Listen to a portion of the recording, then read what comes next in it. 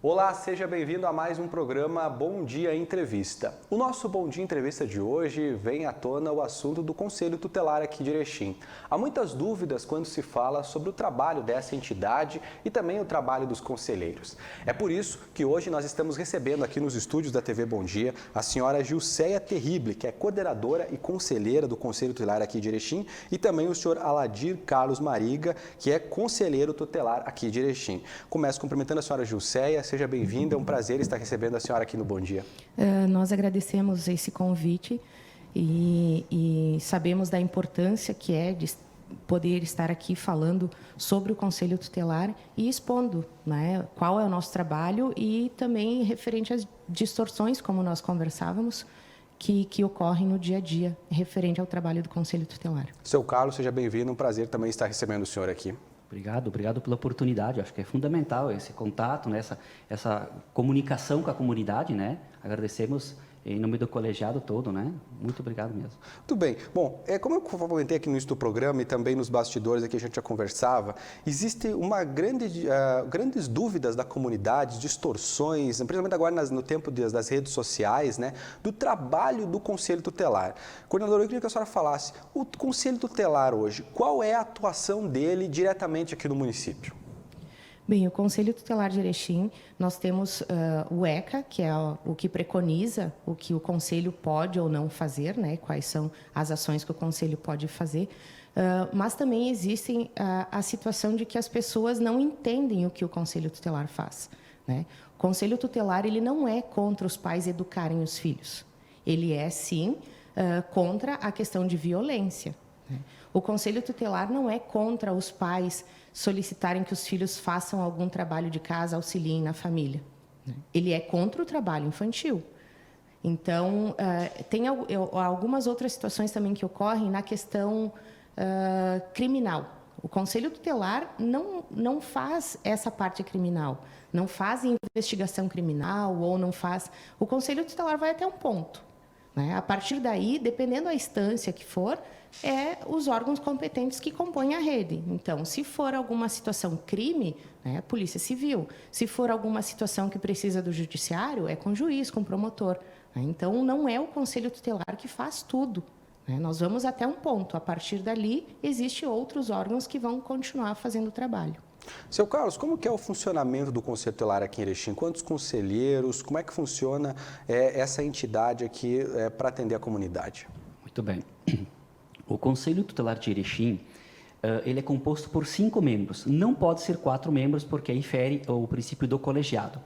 Isso é uma lei nacional, ou seja, o Estatuto da Criança e do Adolescente ele já prevê esse funcionamento, né? Nós temos uma sede própria, né, onde nós recebemos as pessoas, né, o público, né, a comunidade, das 8 às 11h30, das 13h30 às 18h, e também nossos canais de contato, né, desde e-mail, números de telefone, né?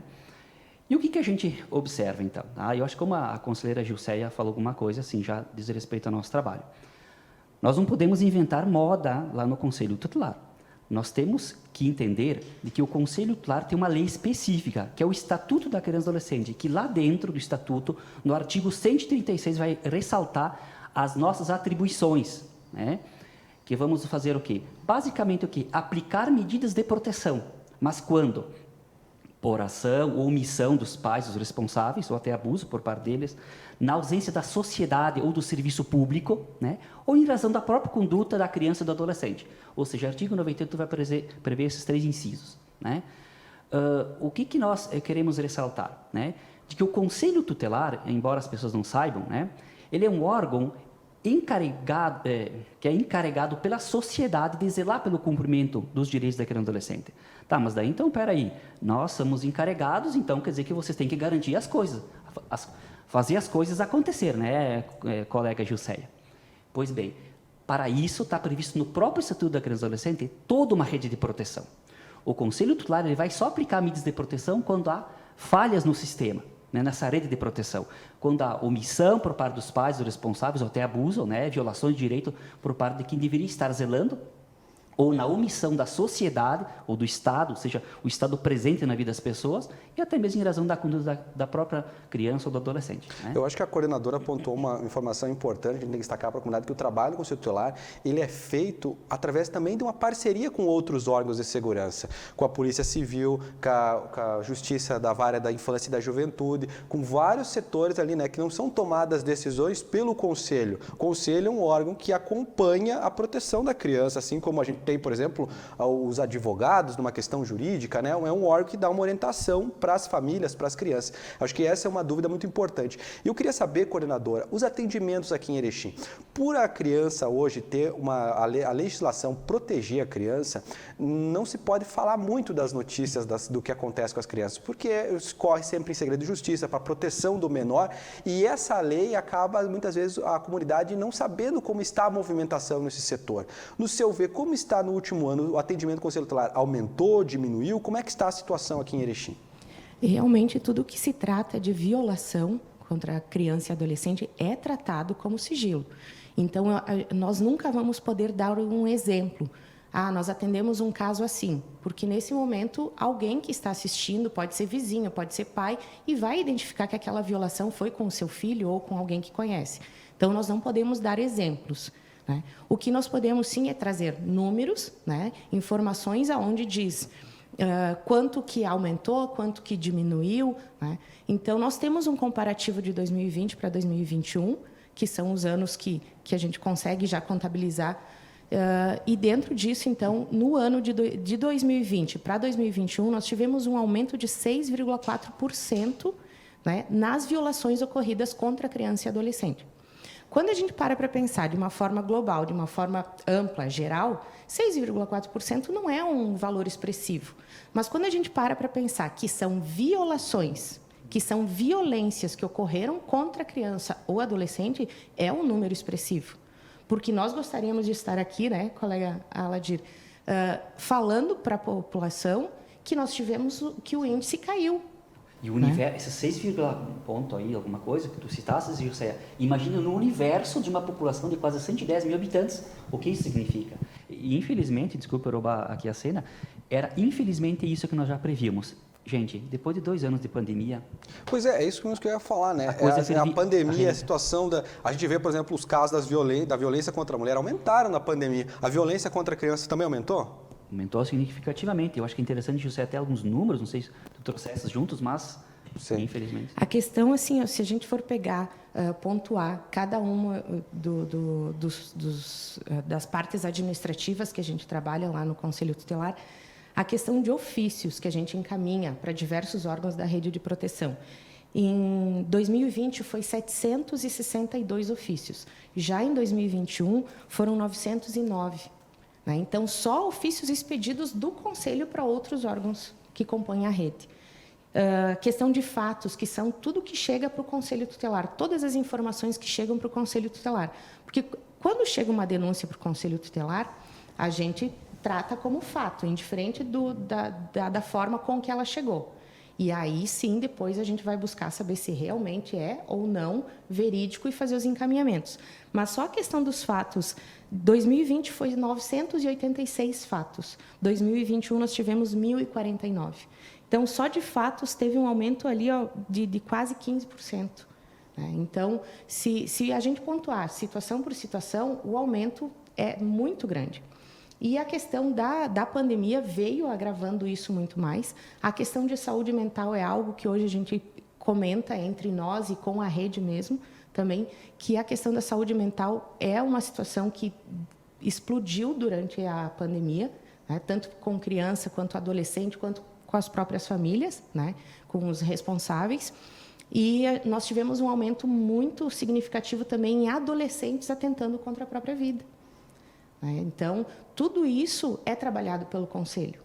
A gente faz todo o atendimento, acompanhamento, encaminhamos para a rede e depois a gente continua junto com a rede fazendo esse atendimento. Uma das dúvidas que a comunidade tem naquela questão, já foi falado isso, mas eu acredito que seja importante reforçar, é os canais de denúncia, né? Você pontuou aí a questão de que quando você tem algo, principalmente criminal, né, acontecendo, uma violência contra uma criança, você deve sempre procurar principalmente a polícia, né? Fazer uma denúncia à polícia.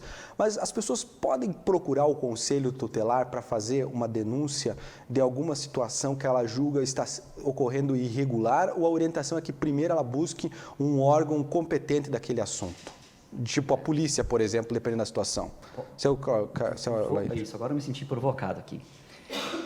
Quando foi criado o Estatuto da Criança e do Adolescente, são 30 e poucos anos, né? Talvez tenha sido essa um pouco a ideia. No artigo 98, a gente vai só aplicar medidas de proteção quando a sociedade falhar, quando os pais e os responsáveis que deveriam tomar a frente e zelar pelos direitos da criança e do adolescente, ou em razão da própria conduta, aquilo que eu tinha ressaltado. É claro que a pessoa, o cidadão, ele pode ir direto na delegacia de polícia. Ó, eu sinto muito, eu tenho uma denúncia para fazer aqui, porque já como solicitasse, nós temos que dar profissionalismo às coisas, nós temos que dar eficiência e ir reto na fonte que vai investigar, por exemplo, né? Se é uma questão de assistência social, nada impede de a pessoa ir no Conselho Tutelar. Ótimo, estamos lá atendendo na sede, de manhã, de tarde e de noite, inclusive. Desculpa, à noite não, mas tem o celular de sobreaviso, que nós atendemos também e orientamos as pessoas. Elas podem vir na sede. Mas por que não ir reto ali no CRAS, por exemplo, se é uma questão de cesta básica, é uma questão de assistência social? Quando o serviço é negado, aí que o Conselho entra em ação. A importância do Conselho Tutelar. Nós não podemos desgastar a instituição Conselho Tutelar para qualquer situaçãozinha, né? É claro que o que chega para nós, quando uma vez nós somos provocados, nós vamos acionar a lei de proteção. Nós vamos encaminhar a denúncia para a delegacia de polícia. Nós vamos oficiar o Ministério Público. Agora, o cidadão ele pode ter esses canais diretamente com os garantidores do sistema que a gente chama, né? Nada impede, nada tem prejuízo nenhum, né? É importante, como a gente estava falando já, a coordenadora também, é que, como você falou agora, o conselheiro, aquela questão é que muitas vezes, eu vou na delegacia, mas como se trata uma criança, lá na frente o Conselho Tutelar também vai receber um chamado de acompanhamento dessa família, né? Uma rede de proteção que você pode procurar um órgão, mas também o Conselho Tutelar e várias entidades ali vão trabalhando. É importante esse trabalho conjunto, no seu ver, coordenadora? Com certeza, porque hoje nós trabalhamos da seguinte forma: quando a delegacia recebe alguma denúncia, enfim, referente à criança ou adolescente, né, ou até mesmo, para te dar um exemplo, que não trata de criança e adolescente, a questão da Lei Maria da Penha, né, eles recebem uma denúncia, porém, naquela situação tem uma criança no meio da violência, né? A criança não foi a vítima de violência, né? Porém, eles vão nos avisar para que a gente faça o atendimento àquela criança. Então, quando chega uma denúncia referente à criança ou adolescente, eles vão informar o Conselho Tutelar para que o Conselho Tutelar faça todo o trabalho dele junto à rede e aí sim depois dê o retorno para a promotoria, para a justiça, enfim, ou faça os encaminhamentos necessários enquanto Secretaria de Saúde, Secretaria de Assistência Social, né? Secretaria de Educação também nós trabalhamos. Então, é uma rede muito grande, né? E que um precisa do outro. Às vezes, em algumas situações, quando recebemos denúncia, nós precisamos do apoio da Brigada Militar para ir verificar a situação. É isso que eu ia perguntar agora. Eu espero de coração que isso tenha diminuído muito. Mas eu lembro quando lá atrás eu comecei com um repórter, alguns anos atrás, o Conselho Tutelar, os conselheiros, quando iam numa residência, precisavam muito chamar a polícia porque eram desrespeitados, né? Algumas famílias, algumas pessoas desrespeitavam o conselheiro. Como é que está hoje em dia? As pessoas respeitam mais o conselheiro tutelar ou ainda há muito desrespeito com o profissional que trabalha nessa área? Muito bem. Eu acho que essa empatia, essa conquista da comunidade vai muito também do trabalho local, né? Eu acho que isso, por exemplo, que nós estamos fazendo agora, esse bate-papo, essa comunicação com a comunidade é muito importante para desmistificar, para não criar essas distorções que ocorrem diariamente com o Conselho Tutelar. Eu diria o seguinte, tá? Eu me sinto muito à vontade de dizer assim, que em determinadas situações, sem problema nenhum, o conselheiro tutelar vai, enfim, chama o motorista e vão lá na casa fazer o atendimento. Agora, eu também não posso me expor e expor a instituição Conselho Tutelar mediante certas situações que já lá estão, enfim, está acontecendo uma briga, uma discussão, ou vamos imaginar assim, uma denúncia de que os genitores estão sob efeito de entorpecente, né? Não vamos poder chegar lá e fazer uma abordagem tranquila, né? Então, realmente tem situações mais tensas que vai precisar desse acompanhamento da Brigada Militar. A Brigada Militar só vai nos acompanhar. Nós não vamos lá para desrespeitar ou desautorizar o pai e a mãe ou faltar de respeito com eles. A gente vai exatamente para garantir a tranquilidade do atendimento e dizer, estamos aqui para prestar um serviço à comunidade, né? infelizmente, eu acho que devido às distorções, né, a realidade tensa, né, principalmente da periferia, nos bairros, né, a realidade social também, eu acho que ainda acontece, sim, ainda acontece desrespeitos ao trabalho do Conselho Tutelar, mas principalmente por essas distorções que no dia a dia se diz por aí. Por exemplo, gente, aonde que está escrito que o Conselho Tutelar vai desautorizar um pai e a mãe de educar? O pessoal usa esses chavões ali fora, né? Depois que quero esse de Conselho Tutelar, é que o meu filho virou assim. Nunca, pelo contrário. No artigo 129, está bem claro das obrigações que os pais têm, que os responsáveis têm perante seus filhos, né? Então, nós nunca vamos desautorizar. Né? E o que a gente quer evitar é exatamente isso, né, gente? A violência, a preservação dos direitos, né? De famílias, vou dizer assim, mais ou menos estruturadas, que consigam conduzir a educação dos seus filhos, né? É verdade. É importante ressaltar mesmo esse trabalho, né? Que o Conselho Tutelar ele é para garantir as leis que protegem as crianças, né? Mas não vai nunca ultrapassar essa barreira, é a lei das crianças, né? É isso que o Conselho Tutelar tem. Bom, nós já estamos chegando ao final da nossa entrevista e eu acredito, coordenadora, eu também queria pedir para a senhora saber se o local onde está o Conselho Tutelar aqui em Erechim, para quem tiver alguma dúvida, eu tenho uma dúvida sobre o trabalho do Conselho Tutelar. Eu acho que é muito melhor você, em vez de você se informar pela rede social, você sair tirando conclusões precipitadas, que você chegue educadamente ao conselheiro e pergunte, olha, você pode me esclarecer uma dúvida, que o conselheiro vai fazer a orientação, você deve procurar uma delegacia, você deve procurar os seguintes órgãos. Aonde que é a sede do Conselho Tutelar aqui em Erechim? Atualmente, a sede do Conselho Tutelar fica junto à Secretaria de Assistência Social, na Avenida Salgado Filho, 227. Nós temos também a forma de denúncia ou, se quiser, entrar em contato pelo telefone de plantão, que aí é o 549-9176-0626, que esse telefone, 7 dias por semana, 24 horas por dia. Não é só no horário lá da sede, tá? O horário na sede é das 8 da manhã às 11h30, das 13h30 às 18h, de segunda a sexta. Após esses horários, pelo telefone de plantão. Temos também um e-mail do Conselho Tutelar, que é conselhotutelar@erechim.rs.gov.br, e ainda nós temos o Disque 100, que é amplamente divulgado, né, que é um canal de denúncia nacional, aonde também pode ser feito algum tipo de denúncia. Bom, todos esses dados estão aparecendo na sua tela aí, você pode depois rever lá nos canais do Bom Dia para anotar e ficar bem informado também sobre essas dúvidas. Bom, eu quero agradecer, senhor Aladir, sua presença aqui. Muito obrigado pelos esclarecimentos. Obrigado a vocês, gente, pela oportunidade. É isso aí. Acho que a gente tem que voltar mais vezes, né, colega? O tempo é um pouco curto, mas legal, achei bacana. Coordenadora Gilceia, muito obrigado também pela parceria de estar vindo aqui conversar conosco, ser como o Aladir, como eu ressalto, a importância sempre do Conselho Tutelar estar aqui para esclarecer essas dúvidas e, assim como o conselheiro Aladir, vocês sintam sempre à vontade de voltar aqui para falar com a nossa comunidade através dos veículos do Bom Dia. Muito obrigado. Ok, muito obrigada. Nós, do Conselho Tutelar, é que agradecemos. Muito bem, você pode rever essa entrevista e outras no site www.tvbomdia.com. Muito obrigado pela sua audiência e até o nosso próximo programa.